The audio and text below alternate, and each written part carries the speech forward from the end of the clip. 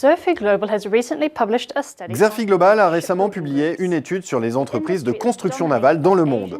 L'industrie est aujourd'hui dominée par les fabricants basés en Asie et plus particulièrement par les géants coréens, Hyundai Heavy Industries, Samsung Heavy Industries ou Daewoo Shipbuilding and Marine Engineering.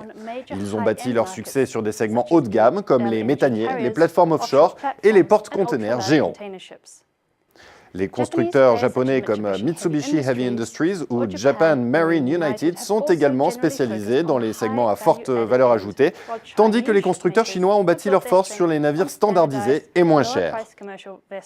Les constructeurs européens, parmi lesquels un seul, Fincantieri, figure parmi les leaders du marché, se concentrent en général sur des segments de niche comme les navires de croisière, les yachts et les navires militaires. Dans l'ensemble, les constructeurs navals connaissent actuellement une période difficile. Alors que la marge opérationnelle moyenne des leaders du secteur dépassait les 10% en 2010, elle n'a depuis cessé de chuter année après année pour atteindre environ 3% en 2014. La raison principale de cet effondrement des marges tient à une chute de la demande. Bien que la croissance de la flotte mondiale de navires reste positive, elle n'atteignait que 3% en 2015, soit le deuxième taux le plus bas au cours de la dernière décennie, portant la flotte mondiale à 1187 navires. Parmi les causes de ce ralentissement, on peut citer premièrement des niveaux de production élevés au cours des dernières années, lorsque les prix pétroliers et la demande se situaient encore à des niveaux élevés et qui ont conduit à un degré de saturation du marché élevé. Deuxièmement, ralentissement de la croissance économique, notamment dans les pays émergents, qui a entraîné une baisse des investissements dans de nouveaux navires.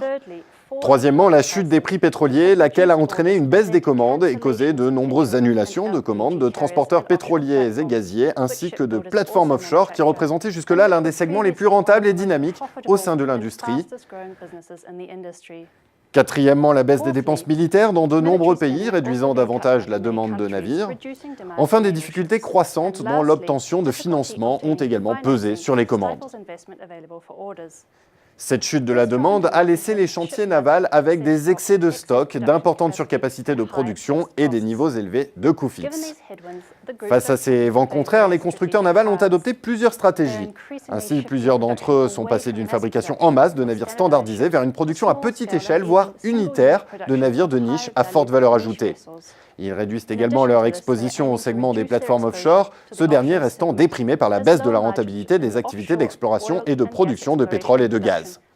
En parallèle, les constructeurs ont mis en place des programmes de réduction des coûts et se concentrent plus fortement sur l'innovation créatrice de valeur ajoutée, par exemple dans le domaine de l'efficacité énergétique. En effet, la demande de navires de très grande taille et à coût unitaire fixe réduit s'avère plus résistante comparée à une demande totale en baisse et représente donc une opportunité importante pour les constructeurs.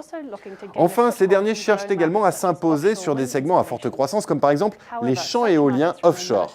Cependant, ces marchés restent trop petits par rapport à celui des plateformes offshore de pétrole et de gaz et impliquent d'autres défis en termes de logistique, d'investissement financier et de risques de construction.